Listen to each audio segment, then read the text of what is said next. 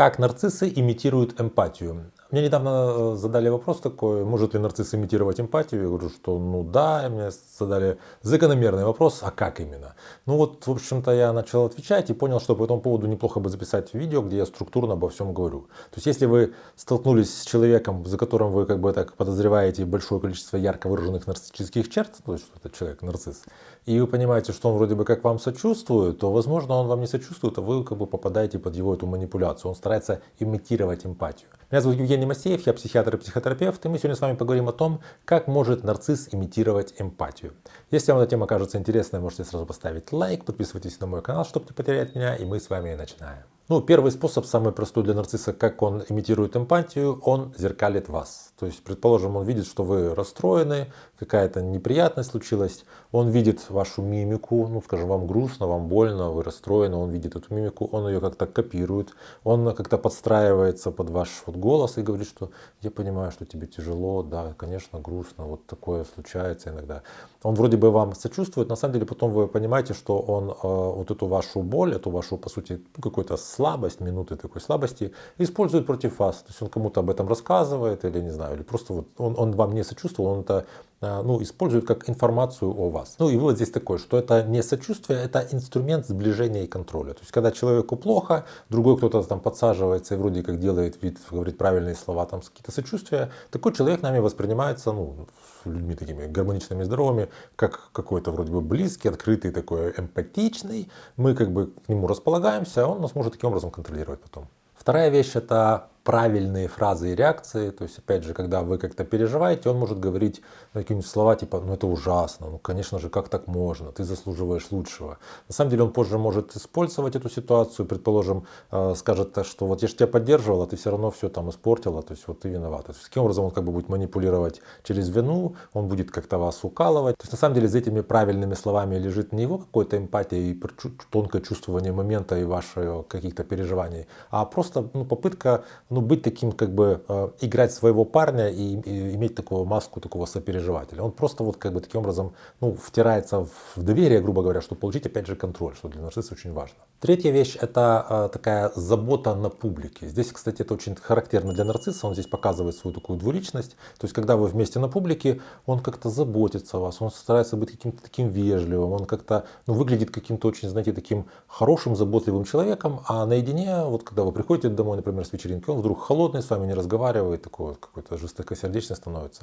То есть, опять же, вот в этой своей двуличности нарцисс показывает, что он, когда ему нужно, он вроде как включает это, типа эмпатическое поведение, когда не нужно, выключает. То есть, соответственно, понятно, что здесь ни о какой эмпатии говорить нельзя. Когда я, скажем, сопереживаю близкому человеку, скажем, вот он расстроился, я также как-то вот расстраиваюсь, у меня эти созвучные эмоции какие-то. Естественно, не от того, что я на публике там или дома, оно ничего не меняется. Может, наоборот, даже если мы будем дома, оно как-то в более интимной обстановке усилится. А у нарцисса это так, вот когда выгодно, я показываю, когда нужно другим людям показывать, что я типа заботливый. Когда невыгодно, мне это, в общем-то, и не надо. Я сейчас провожу курс про отношения, где мы работаем над тем, как разобраться, что ты находишься в разрушительных отношениях, например, с нарциссом, как из этих отношений выйти и как потом восстановиться после выхода из этих отношений. Ссылка на курс есть под видео. Можете ознакомиться и добро пожаловать, присоединяйтесь к следующему потоку. Четвертый момент, как нарцисс имитирует эмпатию, он вроде как эмпатирует, но на самом деле просто узнает о вас какие-то уязвимости, а потом использует их позже.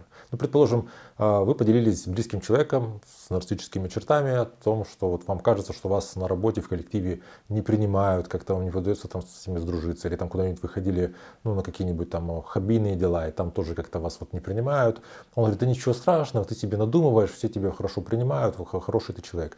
Позже, когда возникает конфликт, он говорит, видишь, с тобой уже в принципе никто общаться не хочет. Ты такой человек, чего ты ко мне претензии предъявляешь, если с тобой даже на работе люди не хотят общаться. То есть это не эмпатия, а такое оружие. Он как бы узнает о вас какие-то вещи, которыми потом вас укалывает. Вообще нужно понимать, почему, собственно, эмпатия нарциссу недоступна. У людей эмпатия закладывается, у нас развивается она в детстве, потому что это такой эволюционно важный механизм нахождения в привязанности. Маленький ребенок полностью зависит от матери, прежде всего, вообще от родительских фигур, от родителей, потому что дети рождаются не самодостаточными. Но поскольку ребенок не может как-то договориться там, или у него еще нет абстрактно-логического мышления, интеллект такой детский, то для того, чтобы взаимодействовать с родителями, ему нужно чувствовать, что с ними происходит, нужно им сочувствовать. И, соответственно, если родители эмоционально не холодные, эмоционально живые, то он получает от них очень много такого эмоционального отклика. Вообще ребенок узнает о своей эмоциональности от родителей, например, от мамы. Когда мама видит, что ребенок грустный, она делает такое грустное лицо, говорит: ты что, грустишь? Она называет эту эмоцию, ребенок от нее это слышит. И как бы он по ее поведению понимает, что вот эта грусть, люди обычно себя ведут так, когда грустят. Если, скажем, ему весело, мама говорит: ой, что ты так радуешься, ты уже проснулся. Вот. То есть она, опять же, называет, что эта эмоция называется радость, она радуется, показывает, демонстрирует эту радость, и так ребенок узнает эмоции. Так формируется вот эта вот эмпатия. У нарцисса с детства есть дефицит вот в этой эмоциональном отклике. Нарцисс не получает достаточного количества подтверждений того, что его любят. То есть родители, бывает, нарцисса вроде как и любят, но они так постоянно вроде бы: мы тебя любим, но если ты там уберешь свои игрушки, сделаешь уроки, там еще чего-то. То есть какие-то есть условия. И поэтому нарцисс выстраивает не глубокие отношения, которые предполагают вообще существование эмпатии. Для того, чтобы выстраивать глубокие отношения, эмпатия нам нужна. Мы сочувствуем другого человека, и вот таким образом узнаем, так мы можем сближаться.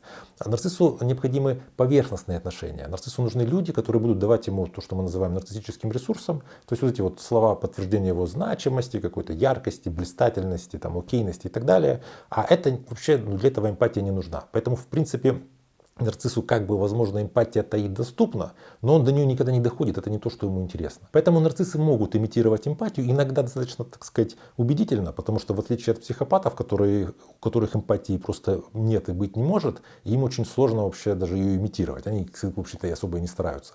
Нарцисс может имитировать эмпатию, но, как я уже сказал выше, во всех случаях эта эмпатия на самом деле просто как бы такой инструмент взаимодействия, контроля другого человека, инструмент получения от него нарциссического ресурса. Если вы понимаете, что вы оказались в отношениях, с которыми вам сложно разобраться, или, скажем, это разрушительные отношения, вы можете записаться ко мне на индивидуальную консультацию. Под видео есть ссылки на мои соцсети. Пишите мне личное сообщение, мы с вами там договариваемся и работаем. Также напишите, пожалуйста, в комментариях, если вы когда-нибудь находились в отношениях с нарциссом, каким образом он имитировал эмпатию. Опять же, пишите комментарии, если чувствуете, что для вас это безопасно, потому что все-таки это публичное пространство. Но я вот вам всегда очень благодарен, когда вы делитесь своим опытом. У меня под очень многими видео в комментариях есть такой как вторая часть видео. То есть там как целый архив, где люди делятся своим опытом, а опыт у всех разный. И это я всегда вам очень благодарен, когда вы делитесь своим опытом. Если вам это видео понравилось, ставьте лайк. За это всегда вам спасибо. Подписывайтесь на мой канал, чтобы не потерять меня. Берегите себя и своих близких. И до встречи в следующих выпусках.